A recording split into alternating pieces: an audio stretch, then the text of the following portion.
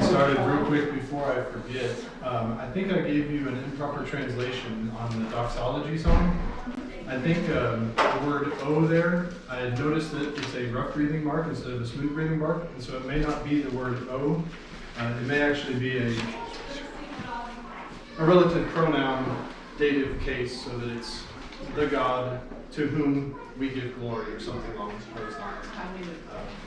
Kerete. We're going to review our alphabet song, so let's all sing together slowly. And I keep messing up this song in my brain. Alpha, beta, gamma, delta, epsilon, zeta, eta, beta, iota, kappa, lambda, mi, xi, omicron, pi, rho, sigma, tau, epsilon, phi, xi, omega. Very good. All right, what we're going to do is take a quick look at John 1 through 5. Then we're going to take a look at a handout that I'll have for you that is a Greek prayer that has Greek and English on the page, so you can kind of make some comparisons. We're going to learn another song, and then that will move us right into nouns after that. So let's start with John 1 through 5, and as you can see, I've taken out the dashes.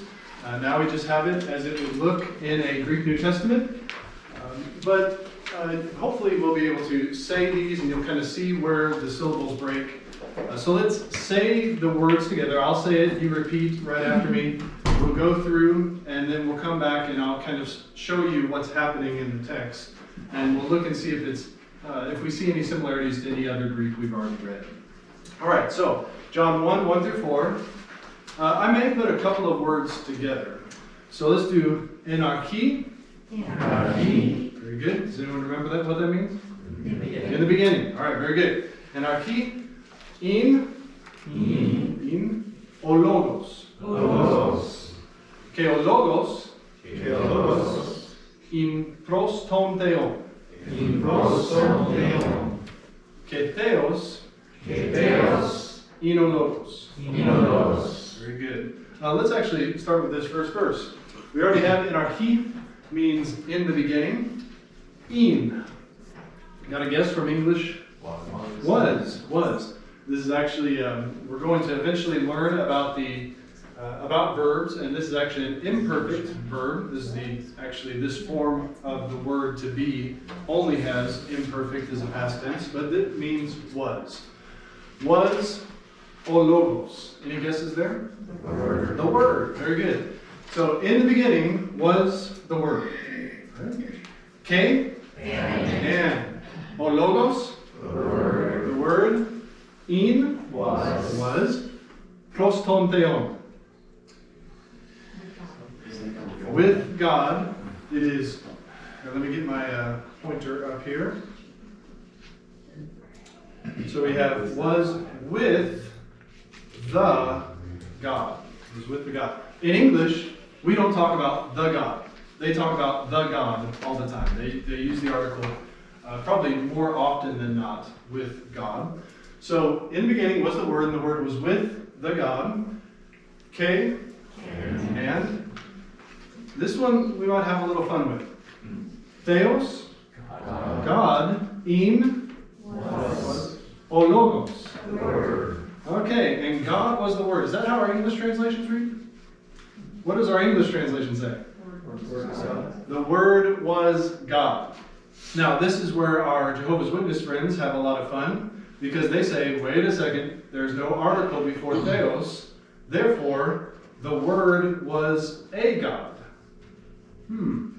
Well, we could get into some second-year grammar that you probably don't want to talk about tonight, but what's happening here is having the article before logos tells us this is the subject. So God is not the subject. This is actually what is predicated upon the subject. It's called a predicate nominative. But in essence, it's the same as when we say, I am he. I is the subject. He is the predicate. And so we have the Word was God. But why might it not have the article? Well, this verse, he has written in such clear Greek that there is no confusion here whether or not the Word is the same person as the God. He's not.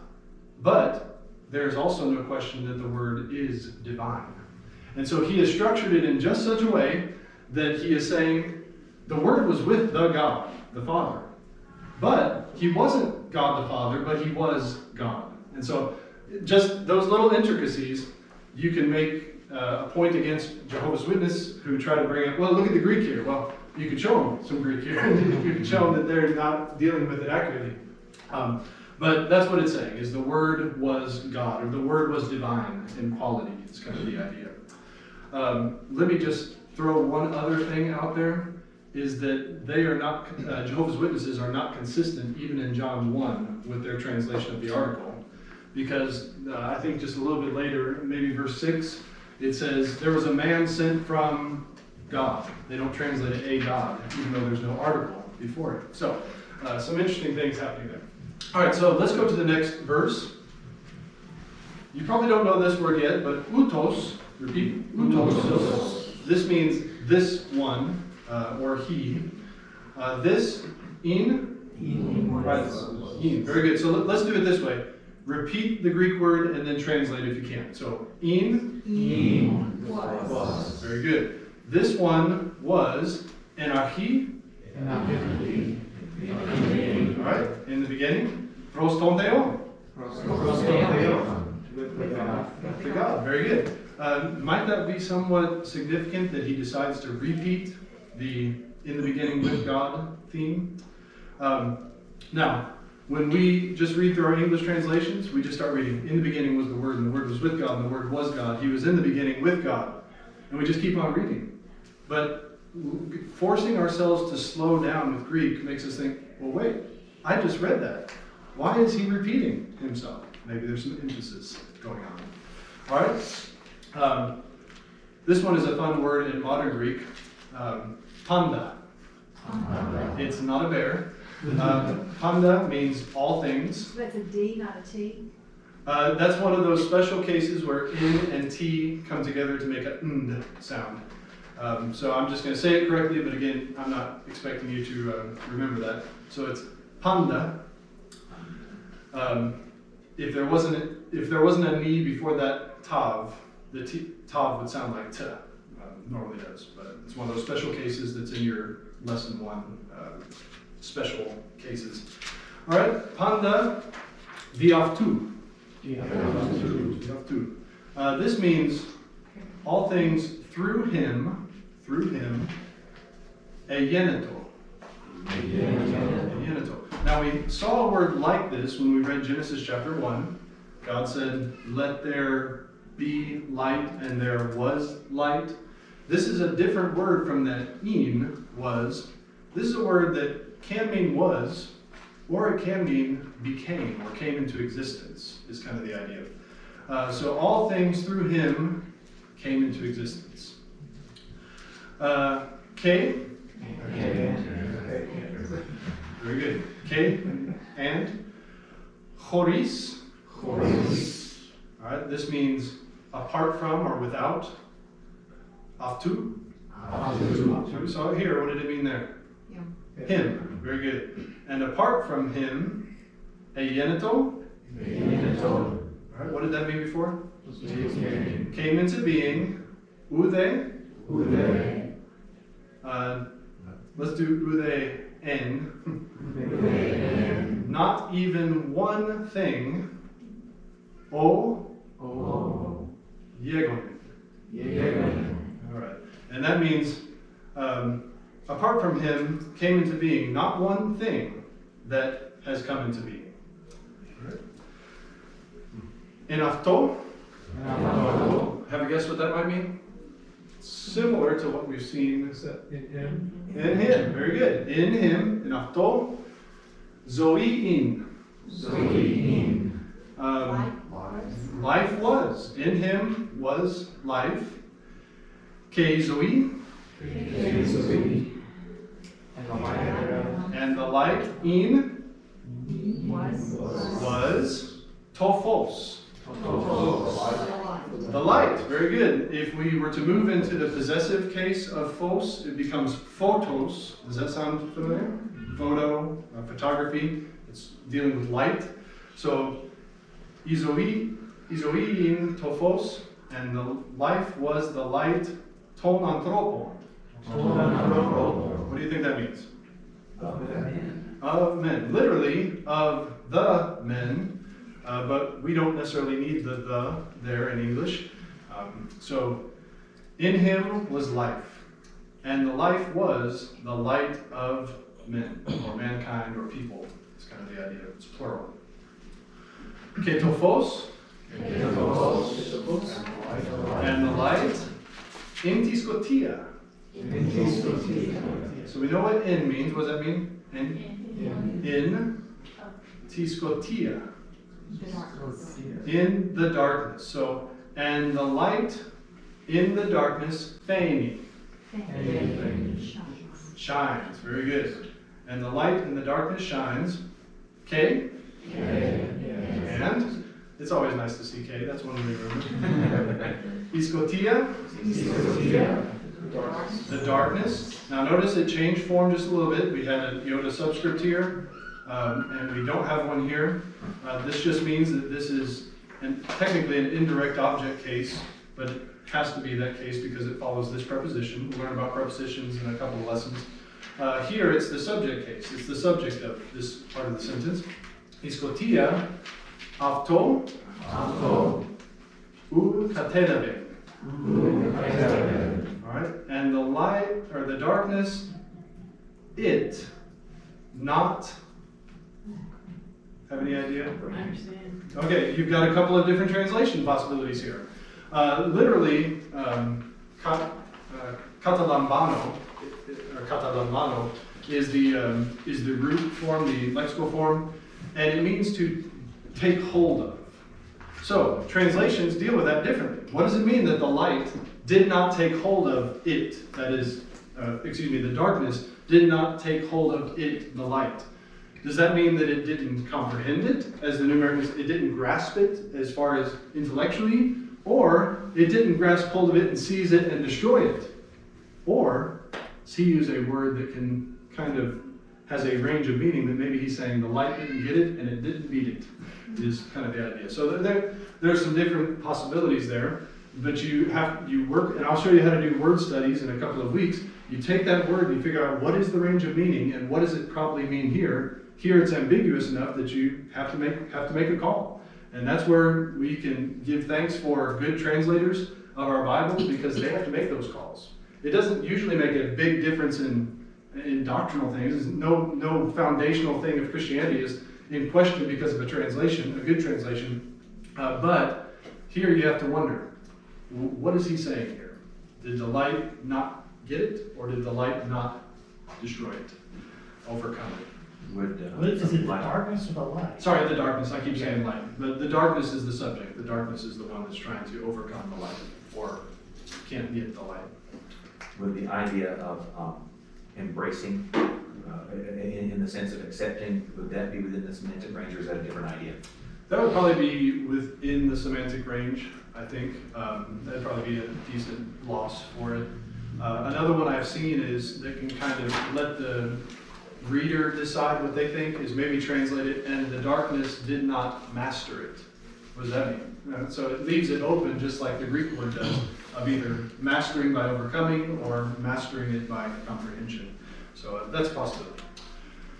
All right, good job. Very good. Did you notice how just starting to go through, you start to see words that you've already seen before, and then you're able to start putting them in new contexts?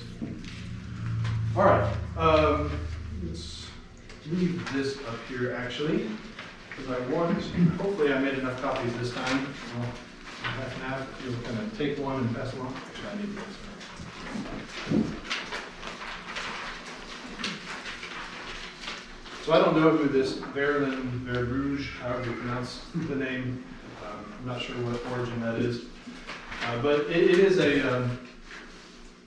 is kind of a good prayer to work through as you're trying to learn a new language, Greek. Notice the translation as you get a copy.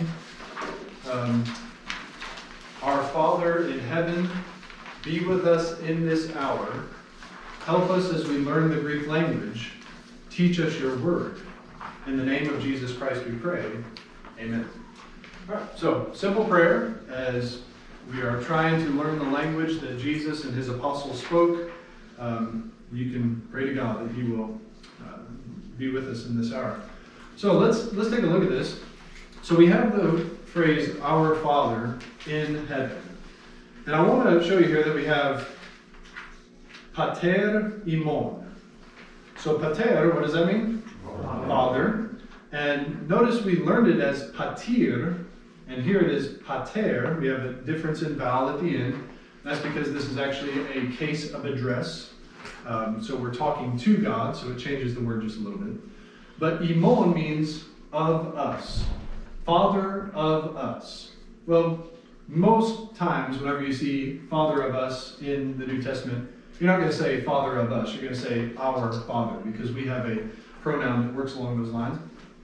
So we have pater imon. Say that. Pater imon. Pater imon. That means Father of us, or our Father. Now we have O, N, Tis, Uranis. Uranis. Right. So what we have here is literally Father of us, the one in the heavens. The one in the heavens. But smooth it out in English, our Father in heaven. Our Father in heaven. So Uranis, that we learned the original form Uranos as kind of our word that we used in our learning the alphabet. And so this is one you'll see over and over again. We already saw it in Genesis chapter 1. God made the heavens and the earth. So we have Uranis. Now we have Isti. That is a command form, and imperatival form, be. So be, you be, and then meth imon. What do you think that probably means? With us. With us. So notice there we have imon and imon. Without the preposition before imon, it was our in English. With the preposition with, it means we would translate it in English as with us. So we kind of change from our to us, depending on whether it's showing possession or whether it is the object of a preposition. In tafti, ti ora. All right. Literally, in this the hour. In this the hour. What Greek will do is if it has the demonstrative pronoun this, it will probably also have the article with it. So it's the hour. Which one? The this one. So it's the hour, this hour. All right? And then boithi, that means help. So you help.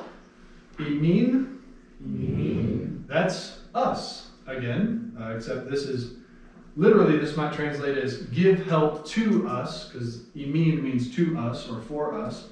Boithi imin mantanusin. That means as we are learning. Mantano is the verb to learn. This is a participle form. As we are learning. Tin glosan. The tongue. Glosa, like a glossary, has to do with the tongue. And so, what would that be? A treasure of the languages, I think, is what glossary would mean, something like that. So we have the tongue, then this would be Elinikin. This is the Greek word for Greek, and it's like Hellenistic. So that's where that comes from. So as we learn the Greek language, the Greek tongue. Didaske. That means teach. You teach. Imin. Very good. Us. Ton logon. Do you remember what that means? Ton logon? The word su. What do you think that probably means? Of yours. Of you. Yours. So teach us, or teach to us your word, the word your, of you. Smooth that all out. Teach us your word. All right? Into onamati. All right, this means in the name. Onomati. Tu Isu Christu. So in the name of the Jesus Christ. Do we ever put articles in front of proper names? No. Unless we're trying to identify. It's the whoever. We usually don't do it. They do it a lot. And so often it's helpful, especially with Old Testament names, that they'll give you that article on the front so that you know what form it's taking, because when they just pull those Hebrew names into Greek, they're just transliterating from Hebrew into Greek, and it doesn't change endings to let you know what the form is, and so they'll put an article on the front. But they'll do it even with ones that do change form. So this means, in the name of Jesus Christ, prosepkometa. Very good. And that means we pray. We pray. Amen. Very good. All right, so this is mainly just an exercise for you to keep on saying Greek words, new Greek words, and you keep on practicing that. And then if you decide to pray that prayer, since you know what it means now, you can read it, you won't be praying in a tongue, where you can. Is prosopometa similar to proskideo? Sorry? Is it similar to proskideo? Oh, yeah. There's close there. Proskineo is I worship. This is another word is prosefkome, which means to pray. And so the pros beginning is similar. That's a prepositional prefix on the word, but they are different roots. But yeah, one's for worship, proskineo, one's for prayer, prosefkome. Very good. Any other questions? Can you break that one down into like syllables? I'm not seeing how you're getting the pronunciation of that. All right, so we have one on the prosefkome, or the pray word. Yes. Very good. So we have pros, so we have the one vowel there, omicron, so it should have one vowel sound per syllable, pros, and then the F is the EU, and that's a diphthong, so it's one vowel sound. Mm-hmm. And then remember that if we have a consonant that follows, instead of saying pros efk, you would put the consonant with the next part. So it's pros ef ko. So then we have the one vowel of omicron, pros ef ko. Then we have me for the me, and then tha, which is the a. So we have 1, 2, 3, 4, 5 vowel sounds. One of those is a diphthong. So it's pros ef ko me tha. Pros ef ko me tha. Along the, where are you getting along the, that's what I'm missing. So in modern Greek, any O is going to make a long O sound. Okay. Any other questions? I have a question. Yes. On words with so many syllables like that, and only one accent, how do you know which other syllable to accent? Technically, you would. I probably accented more than I should, but in just trying to say the word. But you would just accent only one of them. So it's prosefkometa. So you kind of keep it steady and then give a little accent and then come down again. So prosefkometa. Any other questions? All right. Let's learn another song. Give me something and ask for it back. This person could give something and ask for it. All right. So, as they're coming back to you, can anyone tell me what the word pater means? Father. Proskino. I worship. Proskino. I worship. Si. Yes. Father. What'd you say? Father, I worship you. Father, I worship you. We have a song that this is basically mimicking. Father, I adore you. Father, I adore you. This is that song in Greek. So we have, let me read through phrase by phrase, and I'd like you to try to say the phrase after me. I'm going to say the whole phrase, so listen carefully and look at your sheet. Pater proskinosi. That means Father, I worship you. Tinzoin mu dososi. I'll slow down now. Tinzoin mu dososi.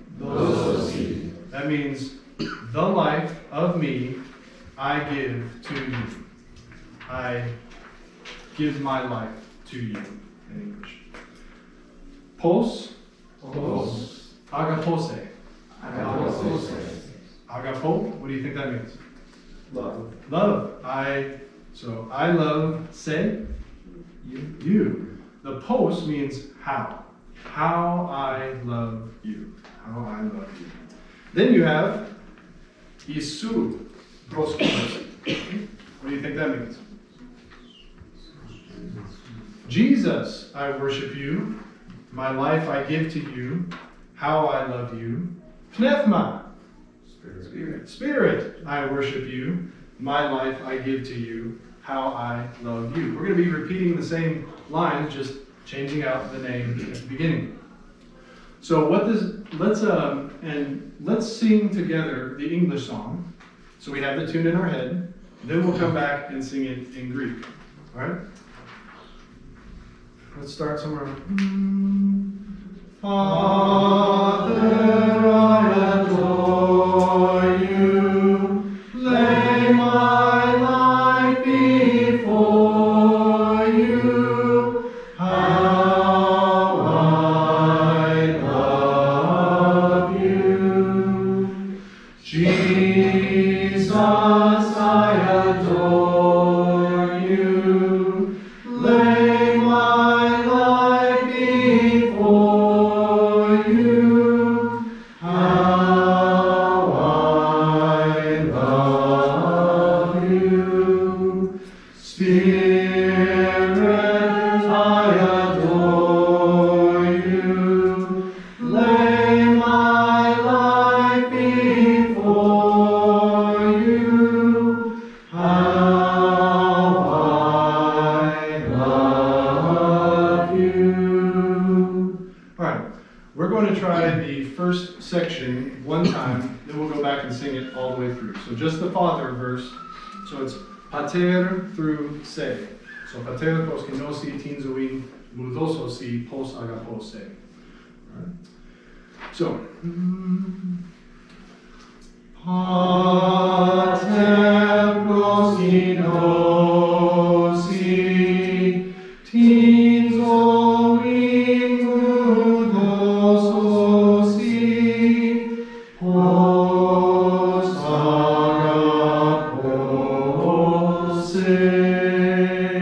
All right, pause there. Very good. Sing it. I think singing helps us to kind of say the words. And I'll just tell you that this might get stuck in your head for a week once you sing it a couple of times. You'll just be walking along and be like, "Pater proskinosi." All right, so let's sing it all the way through. And remember that though we are saying this in Greek, we're actually learning some very important words for our Greek New Testament. We're learning Father, Son, Spirit. We're learning worship, giving, and love. And we're learning some of our pronouns too, of you, you, you. All right, so let's sing this all the way through. Pater proskinosi, tinzoin mudososi, pos agapose. Isu proskinosi, tinzoin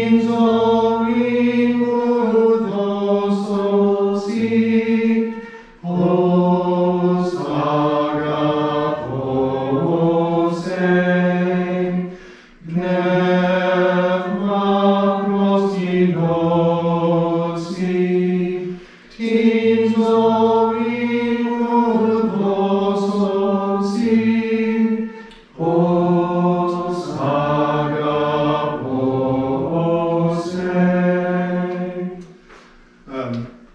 It's, of course, familiar lyrics in English. It's a simple little song, but I do think the Greek here is fairly beautiful. Just kind of it just kind of rolls off the tongue and says very beautiful words. All right, so keep that, you can work on that. If I fail to make enough copies, we can get additional ones. Yes? What, I cannot get that word, it's Father, I adore you, lay my life, is that what it is? So it's actually in different order in Greek, so it's the life of me, or my life. Okay, how do you say that word, that in Greek? Tin zoin mu. So it's tin zoin mu, and it's do so si. And so that means the life of me I give to you. Any other questions? The word for Jesus, is that a diphthong there, the first? No, it's not, but in modern Greek they would let similar sounds just kind of roll together. So instead of trying to say Isu, we would just do Not spirit. pneuma. Pneuma. Netma? Pneuma. So it's a P-N-E-F sound in English. Pneuma. Okay. Pneuma. So they actually say the P there where we would not. Right, right. So where we have like the word Pneumatic. pneumatic or pneumonia, we just leave off the P at the front. In the original, they would have said the P at the front. Any additional questions about the song? Can we be pedantic and start saying pneumatic and You can, I don't know what people think of you. I imagine people would get perturbed. Probably think the same thing. Let's see how many I made of this. I'm not sure if I made enough copies of this because I didn't know how many would actually want this. But if you would like it, this I'm loosely basing on a book, but it has available some simple Greek vocabulary. If you would like it and to be working on some Greek vocabulary, you can have it. If you don't want to go that far, if you just want to learn to use tools, you don't have to use this sheet at all. I don't need it, thanks. Yeah, I didn't get a count on how many words this would be. It is a primer word list. If you were taking like first semester or first year Greek, they would probably expect you to memorize within the first year about 1,000 Greek words, about 500 a semester. And then if you took Greek beyond that, as again, I was a glutton for punishment, they would make you memorize down to 10 occurrences or more of Greek words, and then you have to start moving down from there. Because once you get down to about 10, if a word occurs 10 times or more in the New Testament, you've still not even gotten to 50% of the vocabulary in the New Testament. So there's a lot to memorize if you want to memorize. A lot that are just used one time in the New Testament. All right, so let's talk a little bit before we get a couple of rings on the bell about nouns. And here we get to do some English review. Everyone was very excited when they signed up for this class to be learning English grammar. And so we are going to be learning some English grammar. What is a noun? Place or thing. Person, place, or thing. Guess what? It's the same in Greek. So we have a person, place, or a thing. Maybe throw in an idea, concept as well. Person, place, or thing. Now, in English, if we want to know what function a noun is playing in the sentence, it is almost always based on word order or a word that comes before the noun itself. So we determine function by placement or location. For instance, the boy hit the ball. No one starts visualizing in their mind a ball hitting a boy. Because we have placed it in this word order, the boy hit the ball. Who is doing the hitting? Boy. What is he hitting? Ball. So we have, and what we'll get into more is that is, the boy would then be the subject. And the ball would be the direct object. Subject and direct object, and you have your verb in between to tell you what is happening here. So we have the boy hit the ball. Now, if we reverse that sentence, the ball hit the boy, what is now the subject? Ball. And what is the direct object? The boy. Very good. Now, if we say the boy hit the ball let me do the first part. The boy hit Bill the ball. What do we mean by that? He hit a ball named Bill.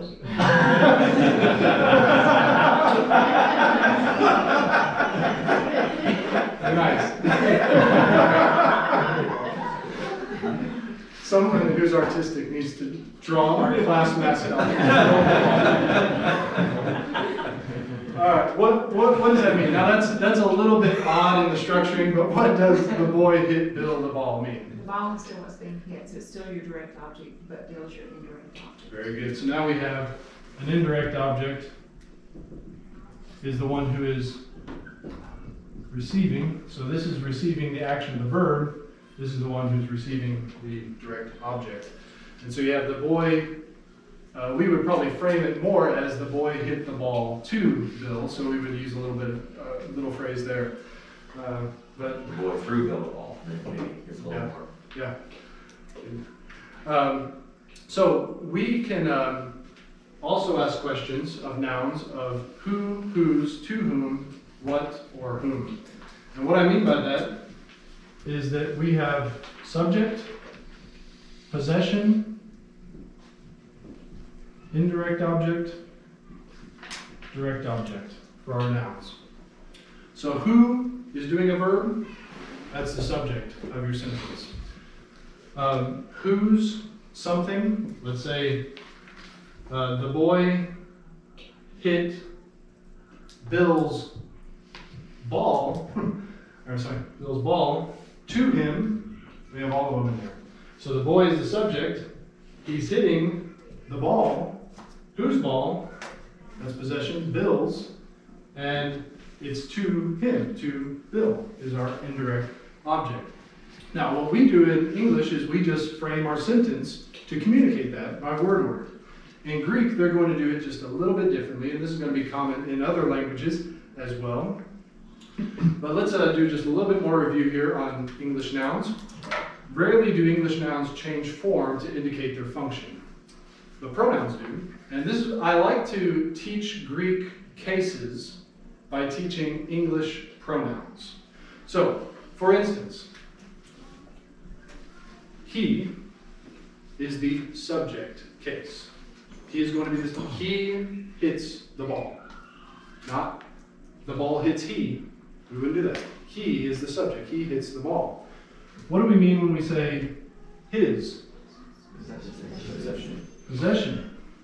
What do we mean when we say to him or hit him a ball?